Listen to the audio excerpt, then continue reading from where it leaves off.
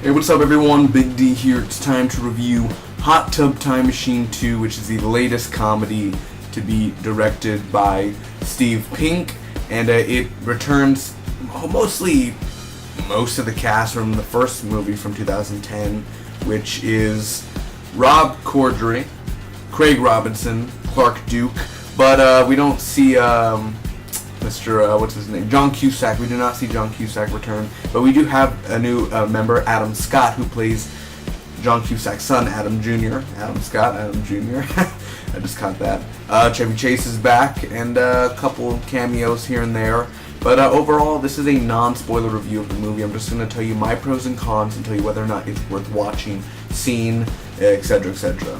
So, real quick, here is the synopsis of the whole, basically of what this movie is about. So, when Lou, which is Rob Corddry, he finds himself in trouble, Nick and Jacob fire up the hot tub time machine and attempt to get back to the past, but they end up landing into the future where Adam Jr., now they have to alter the future in order to save the past, which is really the present.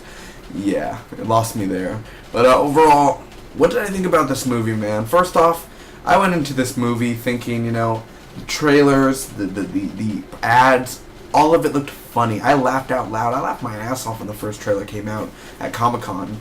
I love the first one, honestly. It's one of those films. I think the cast is just fantastic. Craig Robinson, he's really underrated in comedy where, he's not the greatest comedian ever, but for what he does, he's funny. He does most of the stuff the same type of comedy, but he's really good at it. Rob Corddry, he's really funny as hell. Clark Duke, yeah, he's a nerd, but he's really funny. And Adam Scott, he's annoying sometimes. He looks like, Chris Stuckman, that guy? He does look like Chris Stuckman. I've heard that a lot, and he does. But Adam Scott from Parks and Rec, hey, he's good. He's good. He's a little annoying with his voice, but I'm annoyed with my voice too. I get annoyed by my voice, so I could understand where Adam's coming from. So, really, let's talk about it, man. Pros and cons. I'm just going to start with my cons. I'm not going to spoil nothing, but all I'll say real quick and jump into it is that the ending of this movie, excuse me, the ending of this movie basically leaves me thinking, there are loose ends. Where the writing, where you meet characters in this world, but at the end of the movie, they don't establish whatever happened to those characters or what's going to happen to these characters. Maybe they show a character for on-time 20-minute screen time, and maybe he's just a friend of the movie, and they show him so much and they put so much work into him, and then they just never show what happens and when they, present, past, and all that. So it kind of just has loose ends in a way. This movie, it's one of those movies where every 10, 20 seconds you're gonna laugh. It's just one of those. If you have a really good sense of humor, you're gonna laugh every 10 to 20 seconds. It's just how it is. It's one of those type of writing comedy movies.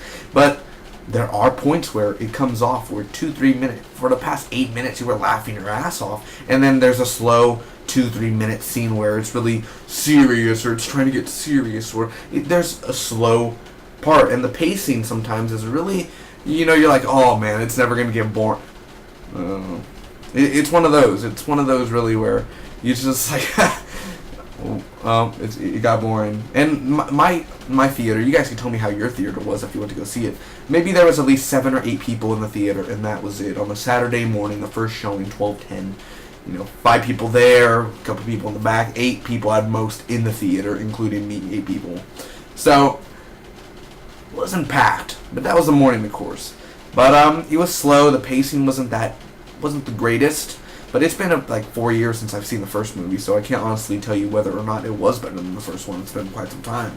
But loose ends and also slow ending. And it doesn't really have a satisfiable ending when you think about it, if you do see it. The pros now. Let's get to the pros. It's a funny movie. Honestly, if you're looking for a good comedy, it's funny. It always has, it has the dark to the dick jokes and the childish humor jokes of, a 40-year-old guy acting like a child. It has those jokes. It still has the inappropriate style that we all love, The opening, I love the opening. Motley Lou, that's all I'll say for the character. I had long hair, Rob Corddry, and the bass in the back of the music. The music is also so freaking awesome. Craig Robinson sings a couple tunes. Very funny, very great. You'll love it. The whole cast is back together, besides John Cusack. Having Chevy Chase, dude, you're talking about Chevy Chase. Yes, very good. For what he came out in, he was great. Adam Scott, he's a good addition to the cast. That's what I'll say. He's a good addition. Wait till you see him.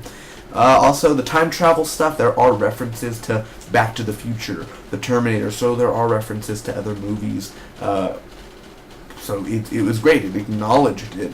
And of course, there was where this girl was like, it's almost like Hot Tub Time Machine 2.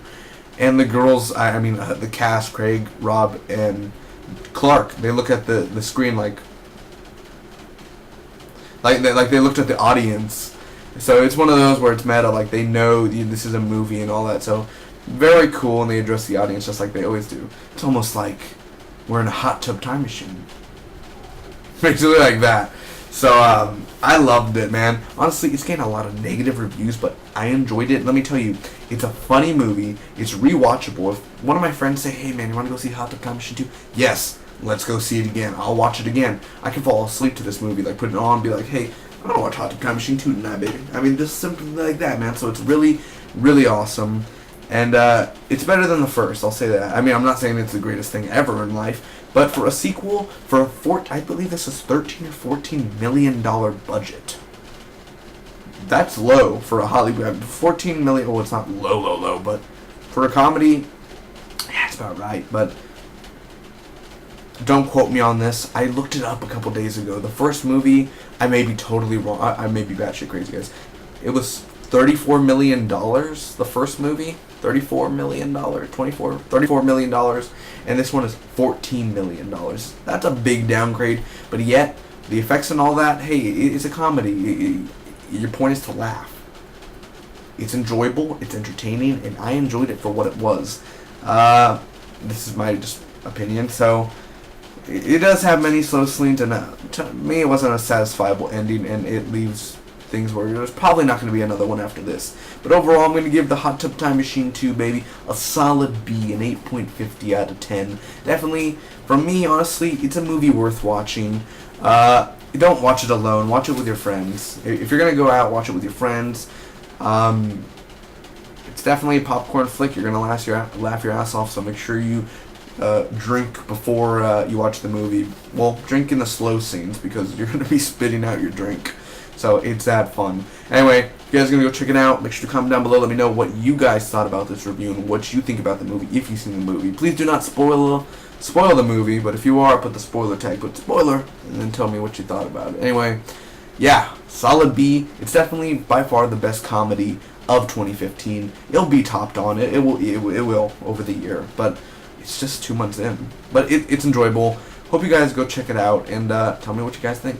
Spocky with you always. Hopefully my next movie review will be Will Smith and Margot Robbie's Focus.